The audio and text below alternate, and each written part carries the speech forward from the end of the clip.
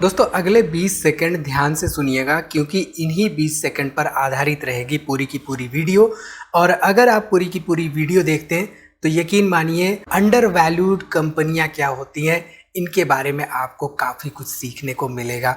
ये जो कंपनी है ये 12 जनवरी 2018 को 1124 रुपए के आसपास थी, रेमंड लिमिटेड। और उसके बाद से 2018 के बाद से कोविड का समय आते आते अगर हम ध्यान देंगे तो ये करीब करीब 220 रुपए के आसपास आ चुकी थी मई 2020 में। अब 2018 से 2020 तक इसमें गिरावट हुई, लेकिन अगर हम ध्यान देंगे तो आप देखिए 2013 में इनफैक्ट इसका प्राइस 200 रुपए के आसपास था।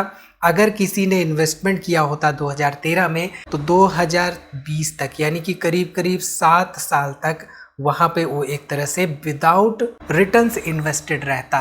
अब सवाल सबसे बड़ा यहाँ पे ये आता है कि शेयर में इन्वेस्टमेंट करने का सबसे अच्छा समय क्या होना चाहिए, और इसका एक सीधा सीधा जवाब ये है कि हमें under valued stocks find out करने चाहिए, फिगर आउट करने चाहिए अपने ओवरऑल इन्वेस्टिंग के लिए। तभी हम ऐसी सिनारियों में पहुंच सकते हैं जहां पे हमें 2020 के ये वाला शेयर जैसे प्राइस मिल रहा हो।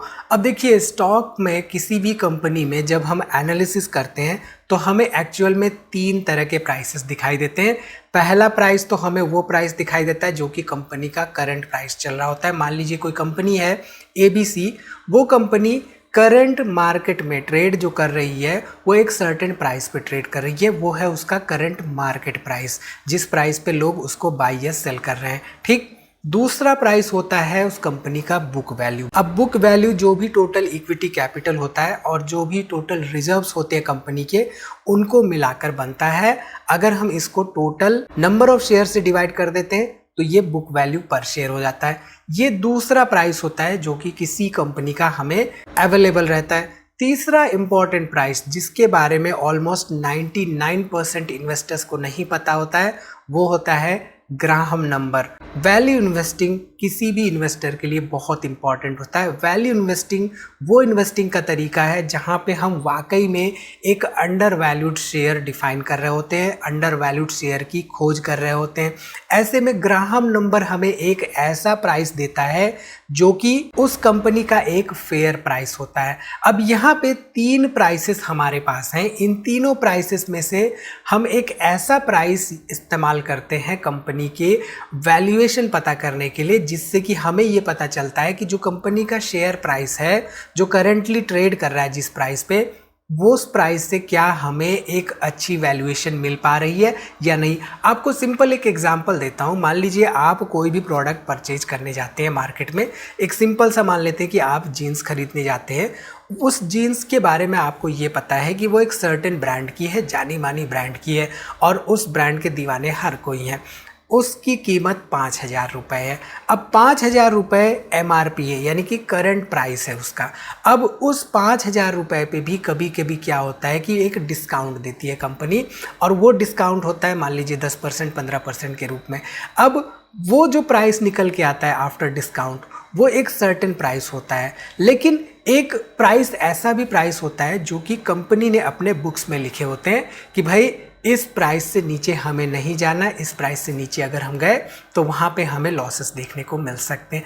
तो यहाँ पे आपके पास कुछ 2-3 तरह के प्राइसेस दिख रहे हैं इस सर्टेन सिनारियो में। अब मान लीजिए कोई ऐसा सिनारियो आता है जहाँ पे कंपनी को ये लगता है कि वो जो मर्चेंडाइज है उस मर्चेंडाइज को हमें निकालना है अपने बुक वैल्यू से भी कम दाम पे, थोड़ा सा लॉस चलेगा लेकिन हमें वो मर्चेंडाइज निकालने हैं। अब क्या करती है कंपनी उसको 3,000 रुपए से नीचे के प्राइस पे सेल करने लगती है। अब यहाँ पे कोई अच्छा इन्वेस्टर होगा, कोई अच्छा जानकार होगा उस कंपनी के बारे में, उस प्रोडक्ट के बारे में, तो वो उसे 3,000 रुपए के नीचे का प्राइस जो है वो एक अच्छी वैल्यूएशन देगा, और वो अच्छा प्रोडक्ट उसके लिए एक अच्छा ऑप्शन हो सकेगा उस समय इन्वेस्टमेंट करने के लिए। ठीक है, अब हम बात कर रहे थे यहाँ पे अंडर वैल्यूड शेयर्स की, राइट। अब अंडर वैल्यूड शेयर्स हजारों शेयर्स हैं। अगर आप ध्यान देंगे तो हम अगर यहाँ पे स्क्रीनर पे जाते हैं, सिंपल लिखते हैं कि हमें सारे शेयर्स की लिस्ट निकाल के दो, तो यहाँ पे करीब करीब 5,000 शेयर्स के आसपास निकल के आते हैं, जो कि डिफरेंट डिफरेंट प्राइसेस पर ट्रेड कर रहे हैं। अब ये प्राइसेस के पीछे जो छुपा हुआ है वैल्यूएशन, वो एक तो हमें पता करना है और साथ ही साथ हमें पता करना है ये वाला पॉइंट। ये वाला पॉइंट कहने का मतलब कि ये पर्टिकुलर पॉइंट जहां पे रीसेंट हाई से शेयर का प्राइस जेन्युइन कारणों से नीचे की तरफ गए हो, तभी हमें वहां पे मार्जिन ऑफ सेफ्टी मिल पाएगी। ठीक है, मार्जिन ऑफ सेफ्टी क्या होता है ये तो हमने समझ लिया, राइट, कि जो करंट प्राइस चल रहा है मार्केट में उस करंट प्राइस से भी नीचे वाला प्राइस जो होता है वो मार्जिन ऑफ सेफ्टी हमें दे रहा होता है और वो ग्राहम नंबर से निकलता है। ग्राहम नंबर स्क्रीनर पर आराम से मिल जाएगा आपको। स्क्रीनर ने हमें कोई पैसे नहीं दिए हैं ये वीडियो बनाने के लिए, हम यहाँ पे स्क्रीनर का पर्सनली भी इस्तेमाल करते हैं, इसलिए आप लोगों के साथ शेयर कर रहे हैं। और भी स्क्रीनर्स हैं जिनका कि हम इस्तेमाल करते हैं, अगर आप उनके बारे में भी जानकारी चाहते हैं तो जस्ट टाइप करिए स्टॉक फॉर रिटेल स्क्रीनर्स, आपको वीडियो मिलेगी हमारी, आप उससे सीख सकते हैं कि हम स्क्रीनर का इस्तेमाल कैसे करते हैं। ठीक, तो बेसिकली कोई भी कंपनी हो चाहे कितनी भी फंडामेंटली स्ट्रांग क्यों ना हो, एक समय ऐसा आता है जबकि वो अच्छे वैल्यूएशन पे मिल रही होती है और जेन्युइन रीजन से। अब यहाँ पे अगर हम रेमंड्स का ही देखें तो 2013 के बाद से 2020 तक एक सिमिलर प्राइस पे थी, हालांकि उसमें 2018 के आसपास एक हाई देखने को मिला था, बट लॉन्ग टर्म में 7-8 सालों में उसने रिटर्न्स नहीं दिए थे। अब ऐसे में 2020 के आसपास किसी ने अगर इस कंपनी का एनालिसिस किया होता तो उसे एक अंडर वैल्यूड दाम देखने को मिल रहा होता। अब ये अंडर वैल्यूड दाम हम कैसे निकालते हैं, उसके लिए कुछ इंपॉर्टेंट पैरामीटर्स हैं जिनका कि हमें ध्यान देना होता है और इन पैरामीटर्स को हमें एंटर करना होता है स्क्रीनर की क्वेरी में। ठीक है, तो यहाँ पे स्क्रीनर की क्वेरी क्रिएट करना बिल्कुल आसान है। हम क्या करेंगे, हम वो पैरामीटर्स एक एक करके यहाँ पे एंटर करते जाएंगे और देखते जाएंगे कि हमारी जो 5000 स्टॉक्स की लिस्ट है वो कैसे रिड्यूस होती रहती है और यहाँ पे आपको चीजें क्लियरली सीखने को मिलेंगी, समझने को मिलेंगी। ठीक है, अब यहाँ पे हम क्या करेंगे, इंपॉर्टेंट पैरामीटर जो हमारा होता है रिटर्न ऑन इक्विटी, हमें ऐसी कंपनियां चाहिए जिनका कि रिटर्न ऑन इक्विटी एटलीस्ट 15 से ज़्यादा हो, 15% से ज़्यादा हो। अब यहाँ पर रिटर्न ऑन इक्विटी क्या होता है, रिटर्न ऑन इक्विटी जो है it measures the company's profitability by revealing how much profit a company generates with the money shareholders have invested. अब यहाँ पे जो टोटल इक्विटी है कंपनी का, उस इक्विटी पे कितना रिटर्न्स जनरेट कर सकती है उसका कैलकुलेशन ये होता है। अब यहाँ पे सीधा सीधा ये है कि जितना ज़्यादा रिटर्न्स जनरेट कर सकती है कंपनी ओवरऑल इक्विटी पे उतना अच्छा होता है। तो यहाँ पे हमने 15 या उससे ज़्यादा % जो भी कंपनियां रिटर्न ऑन इक्विटी जनरेट कर रही हैं उनको फिल्टर आउट कर लिया। तो अब ध्यान दीजिए, तो अगर हम इसको रन करेंगे तो हमारे पास महज 1328 कंपनियां यहाँ पे निकल के आ रही हैं। ध्यान दीजिए, 5000 कंपनियां से सीधे सीधे 1328 कंपनियां। अब अगला हमारा यहाँ पे पॉइंट होगा रिटर्न ऑन कैपिटल एम्प्लॉयड का। अब यहाँ पे क्या करेंगे, रिटर्न ऑन कैपिटल एम्प्लॉयड, ऐसी कंपनियां जिनका कि रिटर्न ऑन कैपिटल एम्प्लॉयड भी 15% से ज़्यादा हो। अब रिटर्न ऑन कैपिटल एम्प्लॉयड क्या होता है, जो ईबिटा है, earnings before interest and taxes, उसको हम डिवाइड करते हैं एनुअल एवरेज कैपिटल एम्प्लॉयड से। यहाँ पे कैपिटल एम्प्लॉयड क्या है, share capital plus reserves plus borrowings जो भी है, इन सभी को ऐड करके हमें मिलता है कैपिटल एम्प्लॉयड। ठीक है, तो यहाँ पे जो भी कैपिटल एम्प्लॉयड होता है कंपनी के द्वारा, उस पर एटलीस्ट 15% का रिटर्न्स अगर जनरेट कर रही है तो वो हमारे लिए एक स्ट्रॉन्ग ऑप्शन हो सकता है। ठीक, अब इसको हम रन करेंगे और देखेंगे कि इसको रन करने के बाद हमारे पास कितने स्टॉक्स रह जाते हैं। तो यहाँ पे आप देखिए 1190 कंपनियों के आसपास की लिस्ट हमें मिल चुकी है। अब हम क्या करेंगे, यहाँ पे एक और पैरामीटर ऐड करेंगे और ये पैरामीटर होगा सेल्स ग्रोथ से रिलेटेड। देखिए, अब इंपॉर्टेंट पैरामीटर्स, जो इंपॉर्टेंट फैक्टर्स जो होते हैं किसी भी कंपनी में, वो मेनली कंपनी के रिटर्न्स, सेल्स और इसके साथ ही साथ प्रॉफिटेबिलिटी पे होते हैं। कोई भी कंपनी ईयर ऑन ईयर जो भी पैसे इस्तेमाल कर रही है, जो भी कैपिटल डिप्लॉय कर रही है, उस कैपिटल पर कितना रिटर्न्स जनरेट कर रही है, पहली बात तो जो सेल्स कर रही है, सेल्स में क्या ग्रोथ हो रही है ईयर ऑन ईयर, और इसके साथ ही साथ जो भी एक्सपेंसेस को हटा के उस सेल्स पे प्रॉफिट जनरेट कर रही है, क्या वो प्रॉफिट हर साल इंक्रीज कर रहा है या नहीं ईयर ऑन ईयर। ये इंपॉर्टेंट पॉइंट हमारे लिए एक डाटा होता है, जिस डाटा से हम ये फिगर आउट करते हैं कि कंपनी स्ट्रांग है या नहीं। ठीक है, तो यहाँ पे जो भी सेल्स ग्रोथ रेट है वो बेसिकली क्या है, वो कंपाउंडेड सेल्स ग्रोथ रेट है पिछले 5 सालों में। ठीक, यहाँ पे कंपनी का हम एक्सपेक्टेड ये कर रहे हैं कि अगर कोई अच्छी कंपनी है तो एटलीस्ट हर साल 10% के आसपास के रेट से या उससे ज़्यादा से उसकी सेल्स में ग्रोथ हो रही होगी। तो यहाँ पे इस क्वेरी को अगर हम रन करते हैं तो आप देखिए आधी कंपनियां यहाँ पे निकल चुकी हैं, केवल और केवल 590 कंपनियों के आसपास रह गई हैं। ठीक, अब यहाँ पे हम क्या करेंगे, एक और पैरामीटर ऐड करेंगे और वो पैरामीटर इस बार हमारा होगा प्रॉफिट ग्रोथ रिलेटेड। अब ये प्रॉफिट ग्रोथ पिछले 5 सालों का एटलीस्ट हमारी एक्सपेक्टेशन है कि 10% या उससे ज़्यादा रहे। अब यहाँ पे प्रॉफिट ग्रोथ क्या होता है, ये होता है कंपाउंडेड प्रॉफिट ग्रोथ CAGR के टर्म्स में पिछले 5 सालों में। प्रॉफिट क्या है यहाँ पे, profit is the profit after tax excluding exceptional items. ठीक, तो यहाँ पे अगर इस क्वेरी को अब हम रन करते हैं तो हमें यहाँ पे करीब करीब 570 कंपनियों के आसपास मिल रही है। ठीक है, अब यहाँ पे हम क्या करेंगे, एक और इंपॉर्टेंट पैरामीटर ऐड करेंगे और ये पैरामीटर होगा कंपनी के ओवरऑल डेट से रिलेटेड। जब भी हम किसी कंपनी में एनालिसिस कर रहे होते हैं, खासतौर पे ऐसे स्टॉक्स फिगर आउट करने के लिए जो कि अंडर वैल्यूड की कैटेगरी में आते हो, तो वहाँ पे डेट टू इक्विटी हमारे लिए बहुत इंपॉर्टेंट हो जाता है। तो यहाँ पे हम क्या करेंगे, डेट टू इक्विटी देखेंगे और ये डेट टू इक्विटी बेसिकली 1 से कम होनी चाहिए। अब यहाँ पे हम ये भी कह सकते हैं कि नहीं 0.5 से कम होनी चाहिए, थोड़ा सा वहाँ पे हार्श डिसीजन हो जाएगा हमारा। यहाँ पे हम क्या कहेंगे कि 1 से कम होनी चाहिए। अब ये डेट टू इक्विटी क्या है, इक्विटी शेयर होल्डर्स के लिए जो भी फंड्स है टोटल, उन फंड्स पे टोटल कंपनी का डेट क्या है, ये डेट टू इक्विटी होता है। ठीक, सिंपल सा है। यहाँ पे डेट टू इक्विटी को क्या हम कैलकुलेट करने के लिए सिंपल करते हैं, डेट को डिवाइड करते हैं टोटल इक्विटी से। ठीक है, अब यहाँ पे ये क्वेरी अगर हम रन करेंगे तो ये क्वेरी रन करने के बाद महज 501 कंपनियां यहाँ पे बच जाती हैं। अब हम क्या करेंगे, यहाँ पे अपने वैल्यूएशन रिलेटेड फैक्टर्स इंक्लूड करेंगे, वैल्यूएशन रिलेटेड पैरामीटर्स यूज करेंगे जो कि होगा ग्राहम नंबर। अब यहाँ पे देखें तो ग्राहम नंबर एक फॉर्मूला है जिसको कि हमें प्रोवाइड किया गया है बेन ग्राहम साहब की द्वारा से।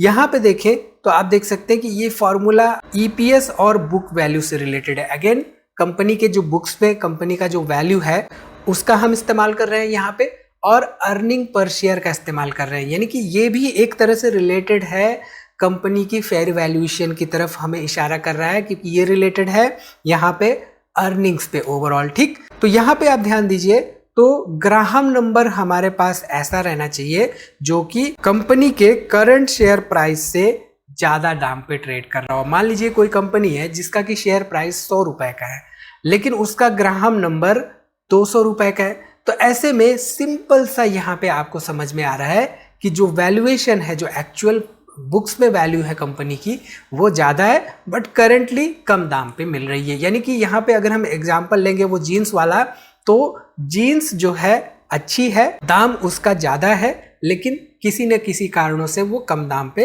कंपनी देने को तैयार हो रही है। ठीक, तो यहाँ पे इस क्वेरी को हम रन करेंगे तो आप देखिए महज 47 शेयर्स ड्रास्टिकली यहाँ पे रिड्यूस हो गई वो लिस्ट, केवल 47 शेयर्स हमें देखने को मिल रहे हैं इस पर्टिकुलर क्वेरी को रन करने पर। ठीक है, इसके साथ ही साथ हम एक और इम्पॉर्टेंट फैक्टर लेंगे जो कि है इंट्रिंसिक वैल्यू कंपनी का। अब ये इंट्रिंसिक वैल्यू क्या होती है, इंट्रिंसिक वैल्यू ग्राहम नंबर का एक मॉडिफाइड वर्जन होता है जहां पे हमें एक वैल्यू मिलती है जो कि एक फेयर वैल्यू होती है कंपनी की। ठीक, तो कंपनी के हमने देखा 2-3 शेयर प्राइसेस होते हैं, एक तो बुक वैल्यू होती है, करंट मार्केट प्राइस होता है, और दूसरा होता है फेयर वैल्यू। तीसरा होता है बेसिकली ये फेयर वैल्यू जो हमें एक वैल्यूएशन बताता है, और यहाँ पे वो वैल्यूएशन हम ग्राहम नंबर से भी कैलकुलेट कर सकते हैं, हम वो इंट्रिंसिक वैल्यू से भी कैलकुलेट कर सकते हैं। तो इंट्रिंसिक वैल्यू बहुत ही स्ट्रेट फॉरवर्ड कैलकुलेशन नहीं है, इसके बारे में हमने ऑलरेडी वीडियो बना रखी है, आप उससे सीख सकते हैं कि इंट्रिंसिक वैल्यू क्या होता है।